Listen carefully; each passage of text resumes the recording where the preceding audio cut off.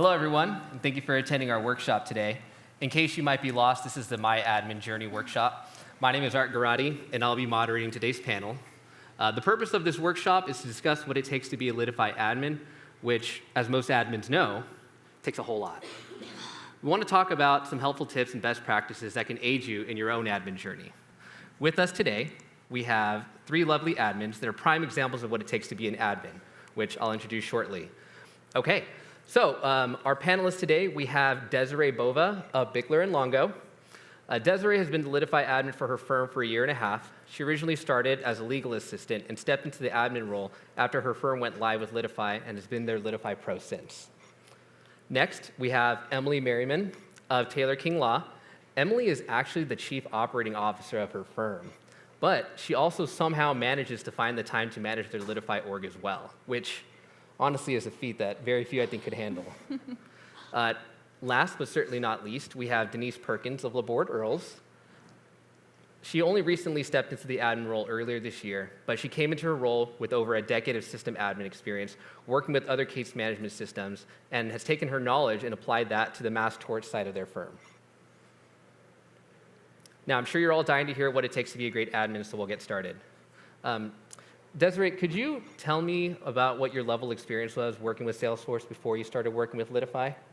No Salesforce experience. None at all? None at all. Previously came from a veterinary background for like 4 or 5 years. Always worked with pets and animal hospitals, and transitioned to the legal world and started at my law firm, Bichler and Longo, with no Salesforce, no legal experience. So it's from the ground up. So you really took on the role. I did. Very cool. Now, as we all know, being an admin can certainly be chaotic, and yet Emily manages to act as a COO and also as their admin. Emily, could you share with us, how do you manage your Litify firm? Very carefully. So I have become really good at compartmentalizing, setting some really strong boundaries. My CSM early on encouraged me to keep a living document of all of my projects, whether that is new fields that need to be added or processes that need to be rethought. I keep those in a paper notebook that comes with me to every meeting that I attend. And so I'm easily able to add to it, then put it into a spreadsheet, give myself some benchmarks to get it done. So I spend a lot less time apologizing for not getting a project done at the next time we meet. So it is definitely a well thought out strategy, and that's what works for me. I've tried 3 or 4 different ways to manage that part of the job, and that's what works for me. Wow.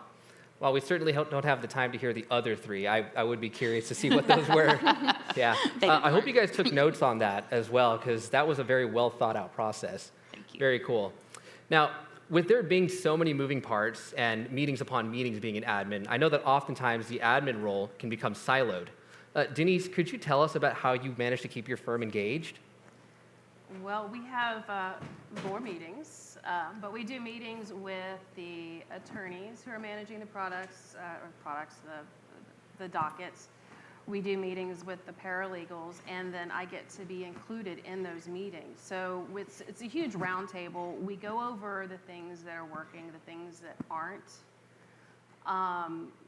One of the benefits that I've had is having almost 2 decades of experience as a paralegal is I know where that paralegal is coming from.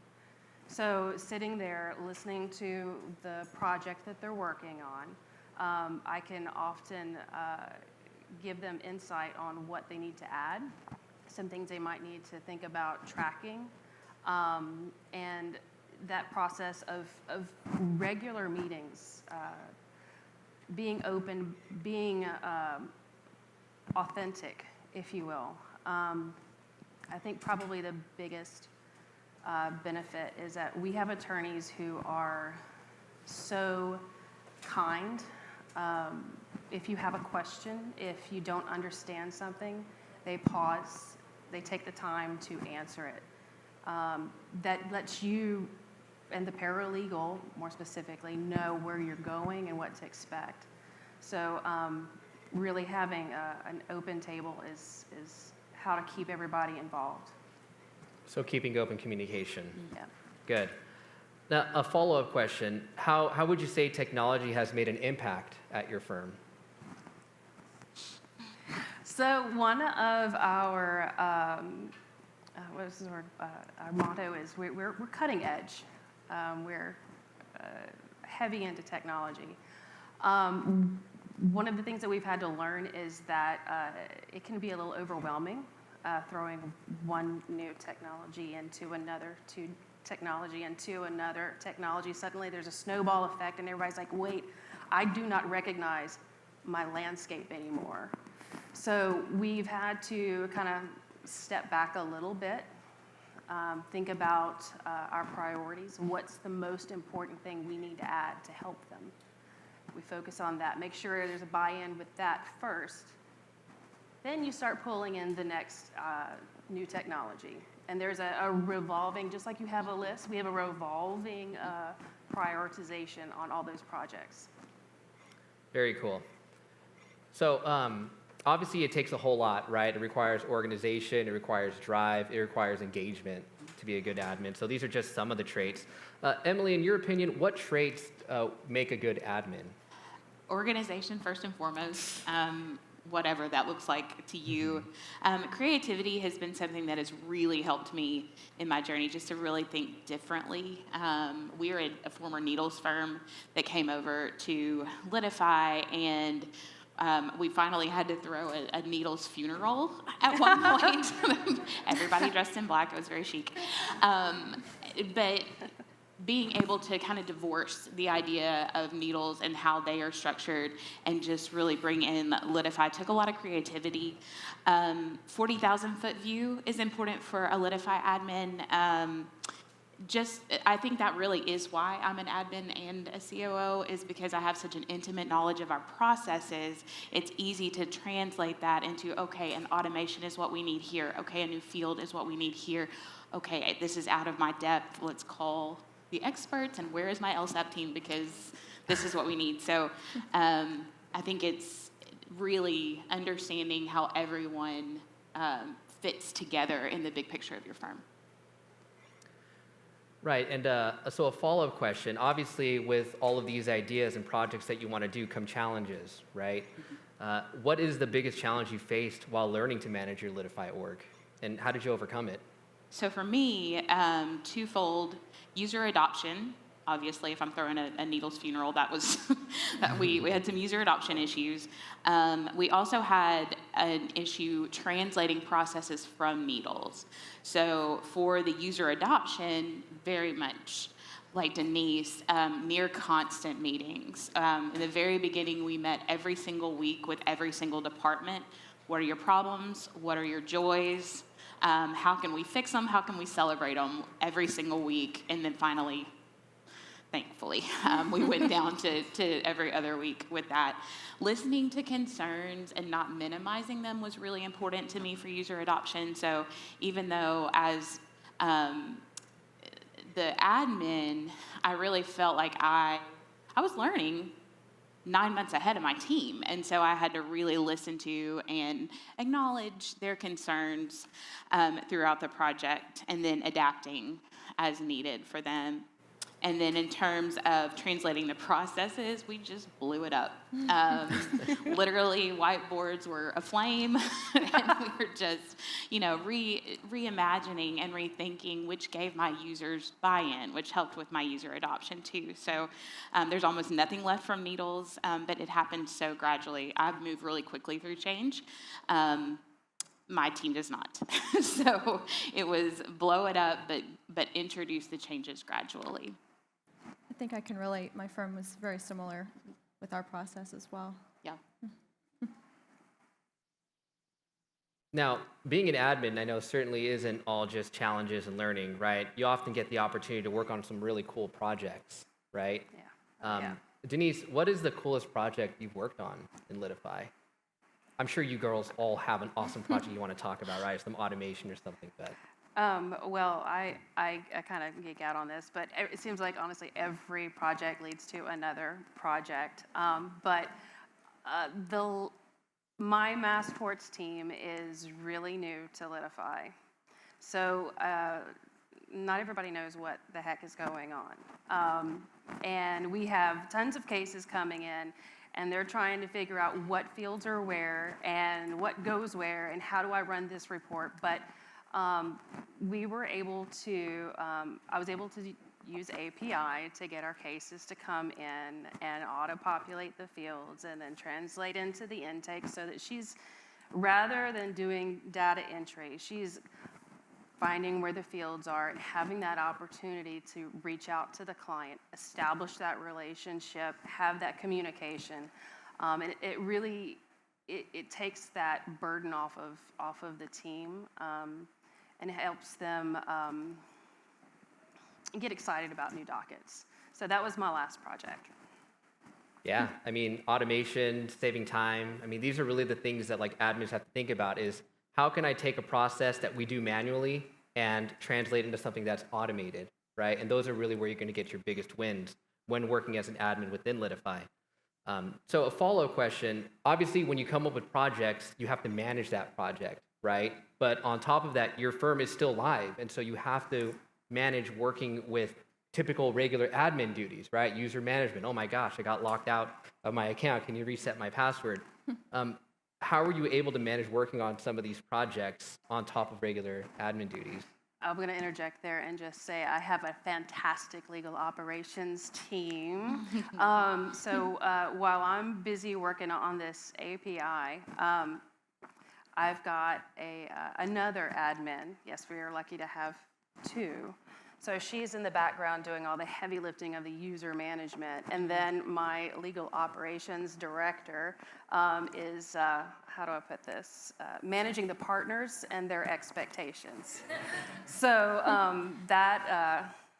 having more people on your team gives you some buffer so you can focus on it. Yeah, I mean, having a lot of help is, I'm sure, very useful. And throw in those LSAP hours. Oh, hey, shout out to LSAP. Yeah, so it's almost like you have 3 or 4 admins, right? Because you have LSAP hours on top of that. So a big part of being a Litify admin comes before your Litify org is even live, right? Like during the implementation phase, the implementation project is kind of like the first date, right? You only get one, and you always look back and think about what could I have done differently. So I asked Emily, what would you have done differently during your implementation phase? I was mad focused on data migration. We had been with Needles for 15 years, and I was and my boss, and all of the attorneys were very concerned that we were going to miss something in the migration process. And so I was doggedly focused on that, just making sure that every field had a mate, every case had a matter, like all the things were lined up. And I truly wish that I would have acknowledged the awesomeness that was my Cloud Mentor team, who had data migration down to a science. They were so good and answered all of my questions. I would have preferred to spend more time on the processes involved. I think it would have made a really big difference in my user adoption had I been able to say, hey, this is different from the way we used to operate. However, don't worry, you've got the right cases to operate on. And I mean that from everything, intake all the way through our litigation team, just making sure that it didn't have to be perfect. That was the other thing that I learned during implementation. I'm a perfectionist by nature. Good enough is good enough in a Litify go live. And as long as the wheels are on the bus, you're good to go. So I think that's what I would have done a little bit differently. Right. Yeah. And I know that oftentimes during the implementation phase, just like you said, right, as long as everything's moving along, then we're okay. But it's so difficult to be able to focus on processes and translation of processes from one system to another. So very good insight. One other thing. Early on, my Cloud Mentor team, or I can't remember if it was Cloud Mentor or Litify, told me to dig into Salesforce Trailhead and get familiar with vocabulary and stuff. And I'm like, I got this. Like, vocabulary is my thing. It's fine. No, I should have done a little bit more of that. And you kind of touched on something there, right? When it comes to like getting used to like the terminology and such, right? Trailhead is obviously like a really good resource for that. I have a question for the audience. Could I get a show of hands? How many of you have actually used Trailhead before? Wow. Okay. Very good stuff. So obviously that's like a really good resource, right? And I'm sure that's something that you guys have used before as well. Okay. Well, great stuff, guys. I really appreciate all the knowledge you shared with us today. I think now would be a good time for us to open up questions to Q&A. And while you're doing that, I just want to make one addition. When you're working with your team to build out the things that they need, you mentioned this, you may have touched on this too, but their buy-in is so important. I will often, like the dream is they come to you and they say, hey, can you add this to the pick list? Or can you put a checkbox here? Or can you put this field here so that we can do this report? When they start adding to the system, then you know they're starting to buy into the system and they're really using the system. So anytime someone does that, it's like choirs of angels are singing. So I can encourage definitely that. agree. Yeah. 10 I out of 10. definitely think user feedback is such a great tool as an admin because they're the ones in there using the platform. You are too, but you don't know what they're thinking. And everyone thinks differently. Everyone has different work ethic and work processes. So when you get user feedback, it really helps you broaden your ideas of, oh, well, I didn't think about that. Well, how can I adapt that idea and create a process so my users are able to all do this? And I use that a lot in my firm. I am always asking, well, what are you having trouble with? Or what's the bottleneck? Or what's the holdup? And people will explain different things that they're having issues with, and I try and collaborate with my users to come up with new processes and ideas, and I will bring them to usually my CSM or even Litify connections and those office hours, bring up ideas and be able to adopt things and then enable it so it helps the user process.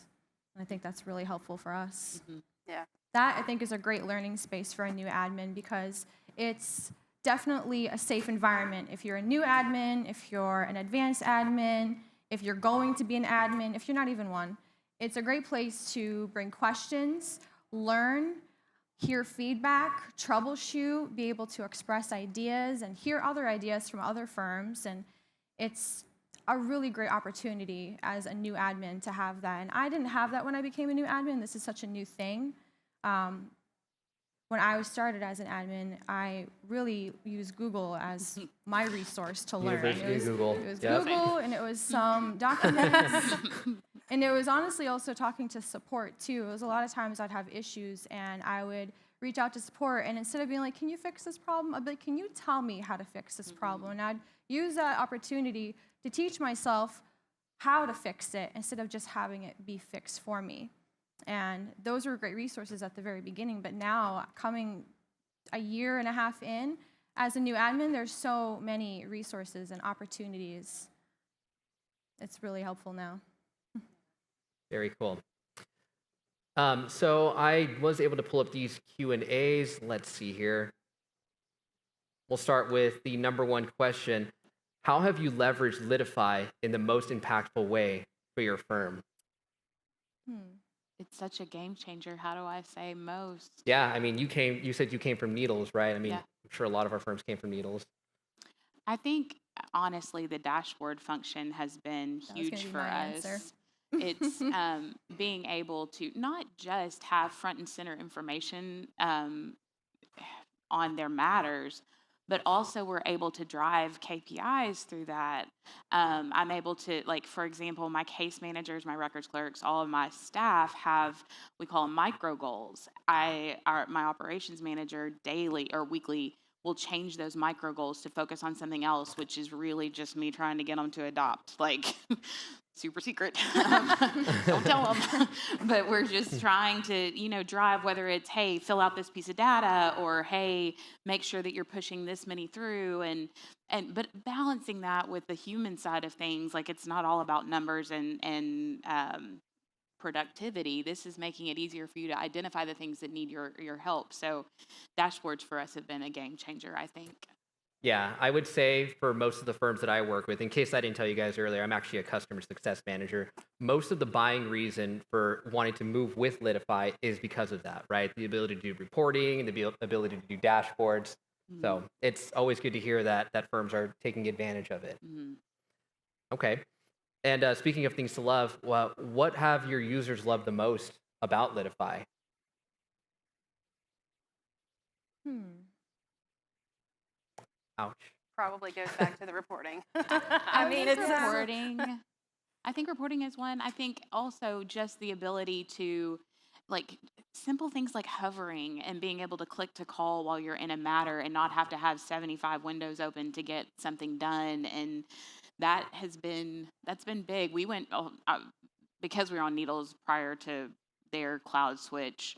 My users, bless their hearts, they were so excited to be cloud based. That has been it's so silly, but you gain so much time back. And I think that's what's meaningful to them. When they get time back, they can do a better job caring for their clients, serving their clients, and so much less work just on the administrative side that can be such a brain sucker.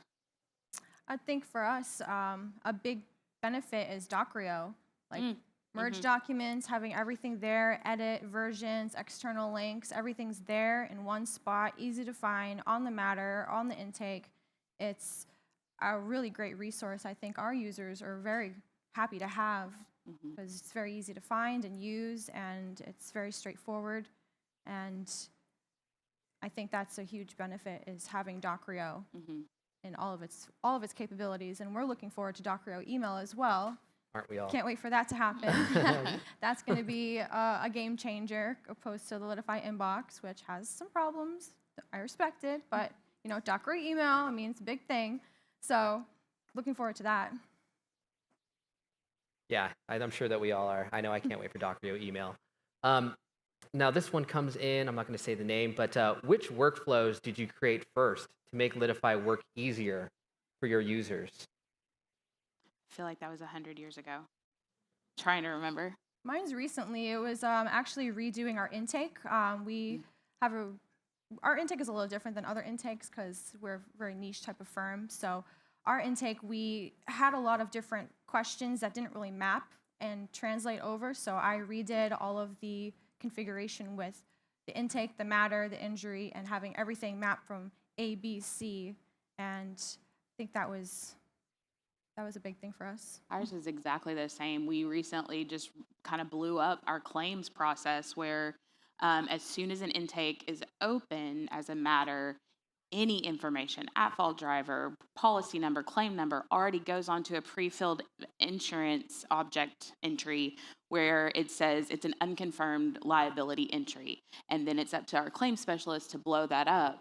But it also means I don't miss a single recovery avenue because I've already stuck it there.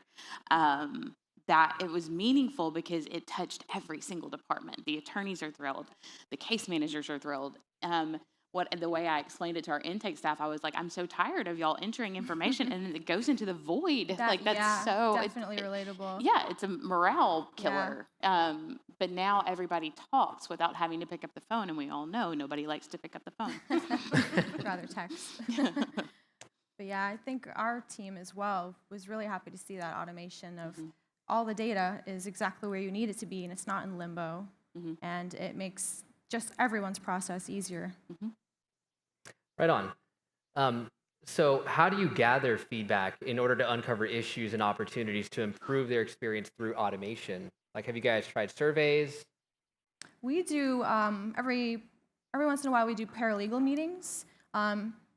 That's an opportunity for paralegals to bring up concerns or ideas or questions for our software, and that's usually where I ask questions and get feedback and come up with ideas. Or it'll be someone coming up to me with a problem, and I'll troubleshoot it and then be able to rectify it for them. Do you have a similar process? Yeah, we do frequent meetings. Operations manager meets with department leads to funnel up any problems so that we can, it's like meeting before the meeting, which I know, meetings, but it honestly helps streamline people who are just a little upset that they can't find what they need from like true process killers. So we kind of weigh that and handle them in different ways. Maybe somebody needs one-on-one training. Maybe this is all firm training, or maybe this is hey, put this on the whiteboard. It needs to be planned. This is a problem. Yeah, I mean, I know that the old adage is those who speak the most typically need the least, and those that speak the least typically speak the most. And Definitely. being able to triage those cases, right, is always something that's important as well. Now, I know when you work with us, like myself, as with our CSMs, we often talk about like things like integrations, right? Because Litify itself as a product is great because it has all these different features, right? But it doesn't have everything. Some of these things have to be handled by integrations. So do you guys have an integration that you would say is your favorite or works really well for you? Oh, well, we're going to a new text integration here, Banjax Conversations. Shout out. Really enjoying that. The team loves it. There's a lot of automations built in with that that are saving some workflows. So I'll. Very cool. Shout out to Banjax. I think Banjax is actually here, if I'm They not are. mistaken. Yeah. That was Yeah. that was going to be mine as well. We go live on October 31st, hopefully, fingers crossed, and we are super excited because our other integration, who shall not be named, they were probably the biggest attractor for user adoption for us, and so getting that right partner is everything. And so we are so excited to partner with Banjax. We've had good success as well with DB Sync for our QuickBooks integration. Rocky start, but no problems since. And all of the integrations I feel like have, even though it's a little bit of an upsell thing, especially with DB Sync, like you have to go. You don't have a choice, really. Or at the time I went live, you didn't. Little bit of uptake issue, but once you get on board, it's seamless. You don't have to worry about it. Pay the check once a year, and you're done. So I think I think in the implementation process, I would have thought a little bit more about all these extra add-ons that would have made my life a little bit easier. But at the time, I was like, just one, please. Thank you so much. That's a good point. We don't currently have any integrations, but we're looking at them, and we would like them. Still just trying to learn more. I'm definitely interested in Banjax, and I've heard of case status, records on time, and ARC integration. There's so many out there that are just wow factors. So I definitely would love to have some integrations to streamline and just have more automation. It'd be great. Something we're looking into. Right. And I know that when it comes to choosing an integration, right, not only do you have to make the decision on, okay, this is probably going to be the best tool that's going to work for us in our workflow, but obviously it also means that you have to talk to decision makers, right? So how would you say you overcome the challenges of moving to a new workflow and deciding to use a new integration? How were you able to communicate that and get buy-in? So many meetings. Meetings. One of the things too that I'm sure you guys have done this too, or when you're looking at a new integration, talk to somebody who's already done it. Talk to several people who've already done it. Definitely. Our whole team will get on that call and we go into the details and start asking and nitpicking little bitty things, and you find out at the end really what's going to work for you as far as what really integrates, what tools fit into your system. Yeah, I will say on the CSM side, it is always interesting when somebody asks for a solution and they look at an integration that we've never actually worked with. Oftentimes we have to hit up everybody in our Slack channels. Hey, has anybody used this before? It does take a little bit, and it always comes down to firms realizing that they might need to be the first one to dip their feet in the water, right? That's definitely a big part of choosing an integration and trying to find a solution that works for you.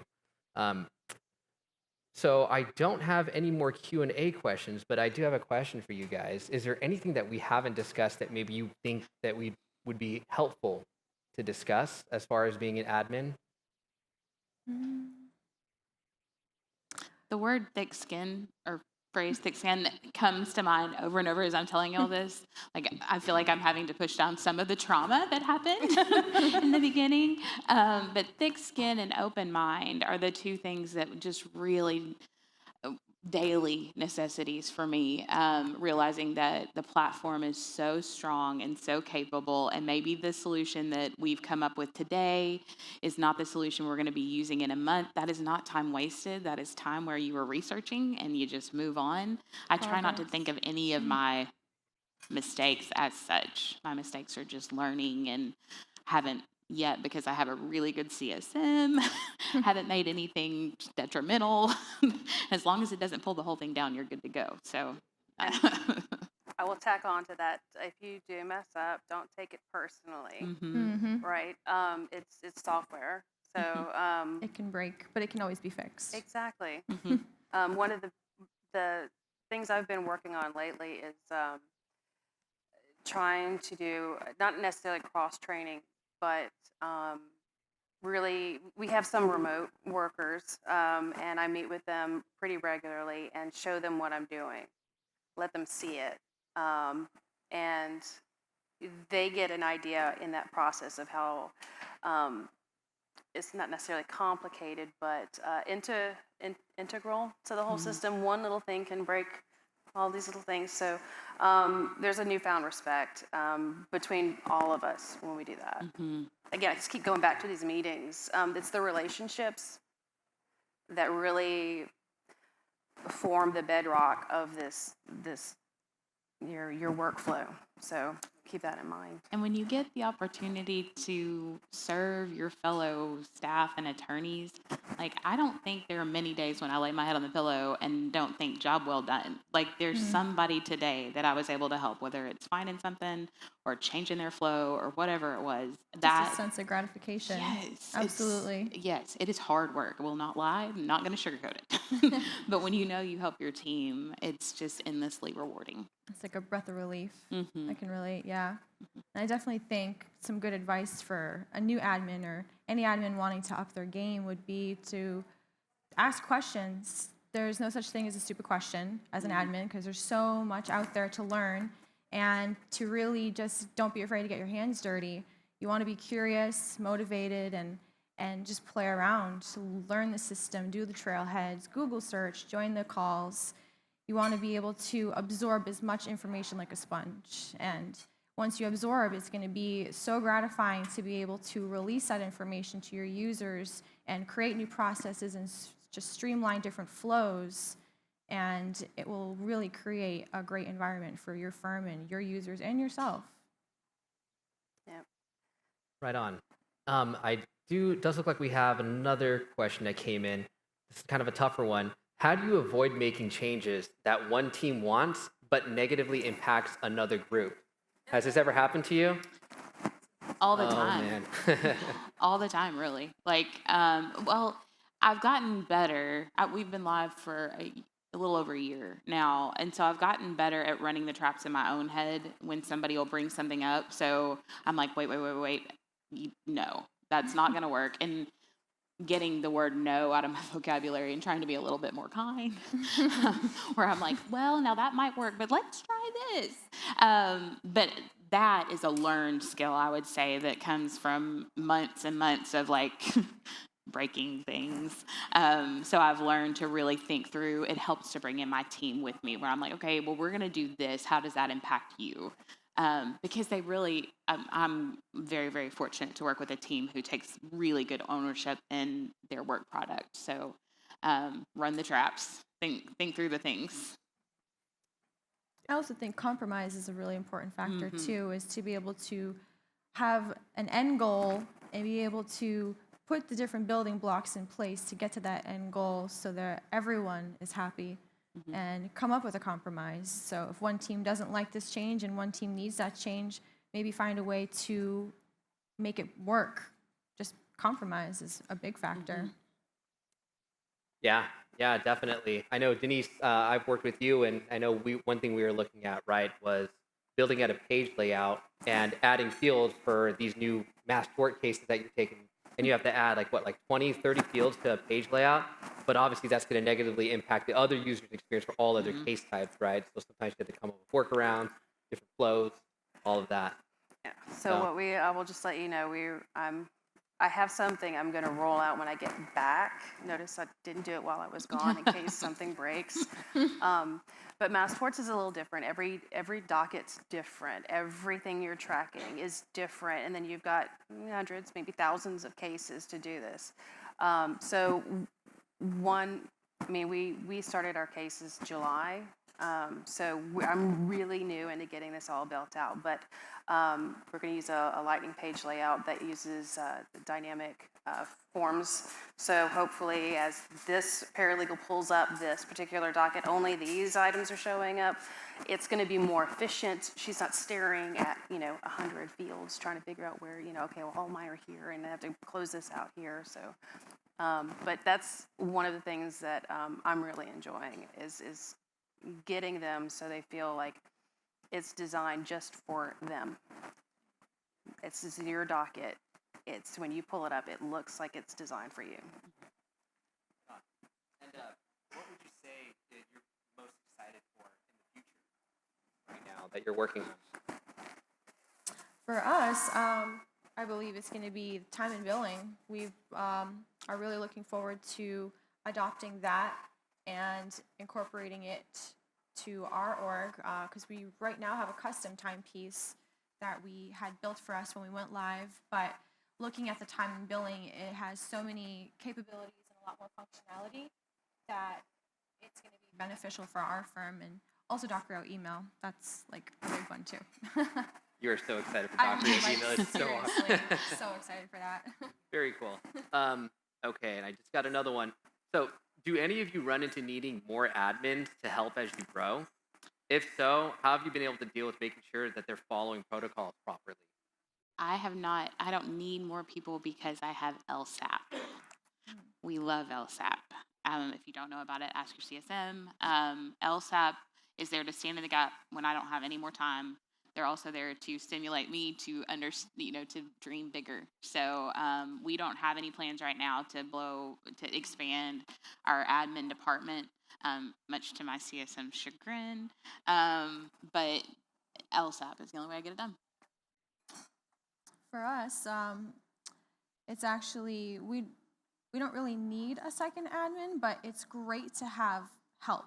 It's great to have backup. So I'm right now the Salesforce Litify admin at my firm, but my colleague Leah is going to be, she's now learning to assist me, and I'm going to be training her. So I haven't really had any issues because it's so new, but having an extra hand in the weeds of things is going to be a great person to bounce ideas off of, and being able to know that if I'm out of the office, that there is someone that is reliable and knowledgeable as a resource for the rest of the firm to go to when I'm not there. So having an extra person, I think, is just great just for basic things, if not to learn more advanced things. We also identified power users as part of the implementation process, and those have been helpful for us. So I've got one power user in every department that is able to answer the one-offs, the questions that I could answer, but they're right there in their department and can respond. So that's been helpful. And being the extra, I am the one that came in at the end. So we have somebody who does the PI, and she does all the heavy lifting, really, all of the user management. My niche is the mass torts department. So there's no, what we do at the mass torts department can sometimes not necessarily bleed over, but she can see what I'm doing, and she says that might work for us. So that helps, but we're often, like, she knows if it's mass torts, that's something I'm working on, and I'm not touching her, the PI and all the other side. So that's how we have it managed. Do you guys ever run into issues where maybe something that you're working on touches something that she's working on, or you guys have projects that you guys have in common? Well, a lot of what they do on the PI side, we actually can pull into mass torts. So we have it's an injury tracker that is going to be dynamic for mass torts, keeping track of all of these little things, all of the injuries, the days, the specials, etc. It's mainly me seeing what they're doing on PI and saying, oh, we can use that. And as far as for mass torts, we have a lot of updates. They're almost nonstop. So I think one of the things that Ashley has noticed is that some of the ways that we do our updates is going to be used or could be used on the PI side. Right. And you guys have mentioned, I know both you and Emily have mentioned a lot of like what LSAP has been able to do for you guys, right? What would you say? I know Injury Tracker was something that they built out for you, right? Right. So that's not something that every firm actually has available. What is, I'm sure you're going to say Injury Tracker, but what would you say the coolest thing LSAP has ever built for you? Well, they're working on something now that I think is going to be really amazing, but I'm going to keep that under wraps until it's it's rolled secret. out. They Right built out our treatment and injury coordination as well, and that has been huge and is a huge part of our strategy going into 2023, which we're excited about. Right on. Well, I think that is just about all the time that we have for today. I do want to say thank you to you girls for taking the time to meet with me and to help set this up. If you guys have any questions, you guys can definitely find them out there and ask them some questions. I'm just kidding. Thank you guys all for joining today. Thank you, Art.